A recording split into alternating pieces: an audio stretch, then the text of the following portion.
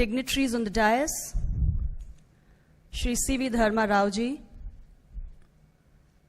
Shri N.S. Kang, Dr. Jagdish Prasad, Dr. Poonam Khetrapal, the very legendary and the heartthrob of millions of Indians, including me, Shri Amitabh Bachchan ji, Dr. Hank Beckedham, WHO representative to India, Dr. Gottfried, Director HIV and Hepatitis WHO Headquarters, Dr. Serene, our guests from UK, Egypt and Thailand, technical experts, representatives from the states and community, friends from the media, ladies and gentlemen. Namaskar to all of you. Hello, Mumbai. It gives me great pleasure to be here on the occasion of the World Hepatitis Day 2016. And it's indeed an honor that we are celebrating the Global Hepatitis Day this year in India.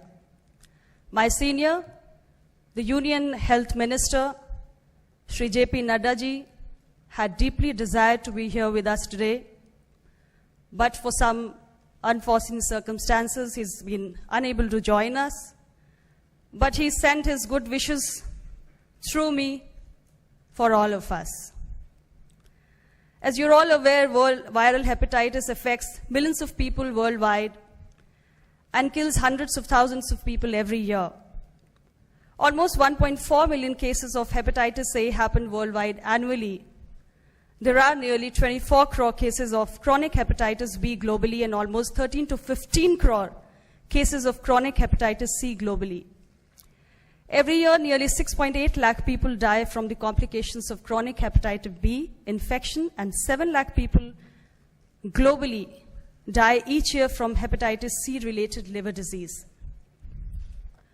India also has a huge burden of viral hepatitis and represents approximately 40% of the hepatitis B virus carriers and 20% of the hepatitis C virus carriers in the Southeast Asia region. The modes of spread of different types of hepatitis are well known, and we do have a vaccine for the prevention of hepatitis A and B, but lack of awareness among the general population on ways to prevent it is the key reason for the spread of this infection. And virtually everybody here has appealed today for raising awareness about all the various forms of hepatitis, which is the need of the hour. As is well known, hepatitis A spreads mainly through unsafe water or food, inadequate sanitation, and poor personal hygiene. In this regard, I would like to emphasize that our Honorable Prime Minister Shri Narendra Modi ji has launched the Swachh Bharat Abhiyan, which would go a long way to reduce the outbreaks of hepatitis A in community water and poor sanitation conditions. It's also well known that chronic hepatitis B and C are responsible for liver cirrhosis and liver cancer that has huge implications in terms of treating morbidity associated with them, as well as the loss of productive years of life. Modern studies have also shown that it is cost-effective to treat those with chronic hepatitis B and C. The Government of India realizes the importance of hepatitis prevention and is aware that India being endemic for hepatitis B, the infection is mainly transmitted from mother to infant at birth and through infected syringes. Hence, through the ministry's flagship program of Mission Indradhanush, the government plans to vaccinate all children up to the age of 2 years by 2020 for 7 diseases, including hepatitis B vaccine. In phase 1, we have successfully immunized 7.6 million children across the nation. And the work has been taken on war footing mode. One important step that's required in this direction is to increase for hepatitis B from current 45% to cover 90% by 2020 for effective prevention of hepatitis B. The level and understanding of hepatitis C virus prevalence in the country is based on the estimates from small studies. These estimates indicate a broad range of 6 to 12 million people with hepatitis C, and the most affected population groups include the intravenous drug users who share the injection equipments, those with exposure to infected blood, blood products, which is more common in patients on hemodialysis, people with thalassemia or hemophilia, and organ transplants. And finally, infections due to unsafe injection practices in the healthcare settings. In the absence of any vaccine for hepatitis C, prevention remains the mainstay of our response to this problem.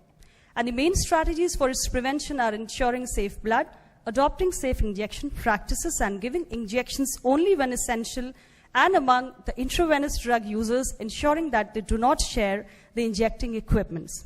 I'm happy to announce that we have taken in principle decision on an ambitious task of providing safe injections across the country using reuse prevention syringes, which will prevent transmission of hepatitis B and C, as well as many other infections. In this regard, the WHO is supporting us on a study project in Punjab, I would like to inform you. Access to adequate, safe, and quality blood and blood products is vital for any healthcare system, which is primarily the responsibility of the government or the National Health Authority of each country. India has 1,126 National AIDS Control Organization, Ministry of Health and Family Welfare supported blood banks out of the total 2,760 blood banks in the country, which forms 40% of the country's blood banks, but they're responsible for meeting 60% blood requirement of the country.